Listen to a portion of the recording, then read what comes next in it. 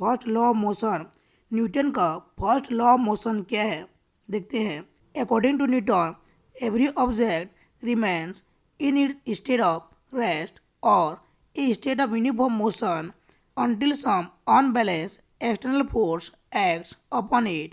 Newton के अनुसार कोई भी ऑब्जेक्ट जो कि आपका रेस्ट में है या यूनिफॉर्म मोशन में है, वो तब तक रेस्ट में रहेगा या यूनिफॉर्म मोशन में रहेगा जब तक कि उस ऑब्जेक्ट पर कोई अनबैलेंस एक्सटर्नल फोर्स एक्ट न करे। न्यूटन के अनुसार कोई भी ऑब्जेक्ट जो कि रेस्ट में है वह रेस्ट स्टेट में ही रहेगा या यूनिफॉर्म मोशन में है तो वह यूनिफॉर्म मोशन में ही रहेगा। और ऑब्जेक्ट कब तक रहेगा, जब तक कि कोई एक्सटर्नल फोर्स उस पर कार्य न करे। और यदि ऑब्जेक्ट पर कोई बाहरी फोर्स लगता है तो यदि वह ऑब्जेक्ट रेस्ट में है तो वह यूनिफॉर्म मोशन में कन्वर्ट हो सकता है या यूनिफॉर्म मोशन में है तो वह रेस्ट स्टेट में कन्वर्ट हो सकता है। और इसी को ही हम न्यूटन का फर्स्ट लॉ ऑफ मोशन बोलेंगे। Example, a ball rolling down a hill will continue to roll unless friction और another force stops it.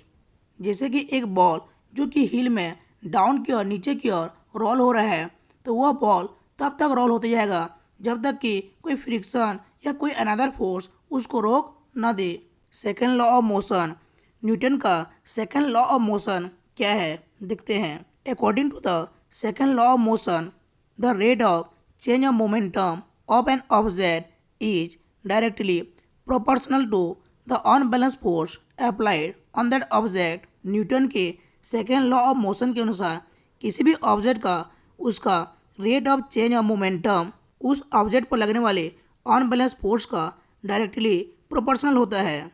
If F is the net unbalance force applied on the object, P is the momentum, then according to the second law of motion, यदि किसी भी object पर लगने वाला unbalance force F होगा और उस object का मोमेंटम पी होगा तो न्यूटन के सेकेंड लॉ ऑफ मोशन के अनुसार F directly proportional to P2 minus P1 upon T2 minus T1, where P1 is the initial momentum at time T1 and P2 is the final momentum at time T2। यहाँ पर P2 minus P1 upon T2 minus T1 ये object का rate of change of momentum है जो कि उस पर लगने वाले अनबैलेंस फोर्स एफ का डायरेक्टली प्रोपोर्शनल है। इसमें हम मोमेंटम किसको बोलेंगे, the product of the mass of an object and its velocity is called momentum. किसी भी ऑब्जेक्ट का उसके मास और उसके वेलोसिटी के प्रोडक्ट को हम क्या बोलेंगे, मोमेंटम बोलेंगे। The momentum P of an object is defined by the product of its mass M and velocity V, that means P equal to M V. यदि किसी भी ऑब्जेक्ट का मोमेंटम पी होगा और उसका मास एम होगा और वेलोसिटी भी होगा तो उसको हम p इक्वल टू एम भी से डिफाइन कर सकते हैं। Third law of motion. Newton का थर्ड लॉ ऑफ मोशन क्या है, देखते हैं। According to the third law of motion, every action has an equal and opposite reaction.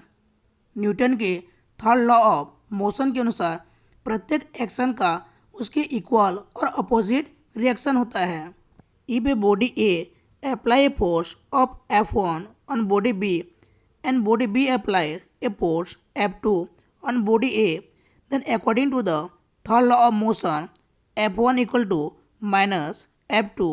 जैसे कि आप डायग्राम में देख सकते हैं, यहाँ पर स्प्रिंग बैलेंस A को एक वॉल की सहायता से फिक्स कर दिए हैं और स्प्रिंग बैलेंस B को A के साथ ज्वाइन कर दिए हैं।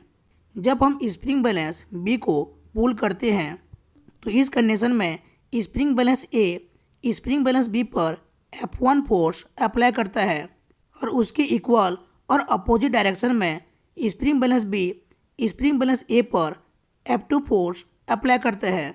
मीन्स यहाँ पर प्रत्येक एक्शन का इक्वल और अपोजिट रिएक्शन हो रहा है। मीन्स स्प्रिंग बैलेंस ए जितना फोर्स स्प्रिंग बैलेंस बी पर अप्लाई करता है उतनी ही force spring balance B spring balance A पर अपोजिट डायरेक्शन में अप्लाई करता है।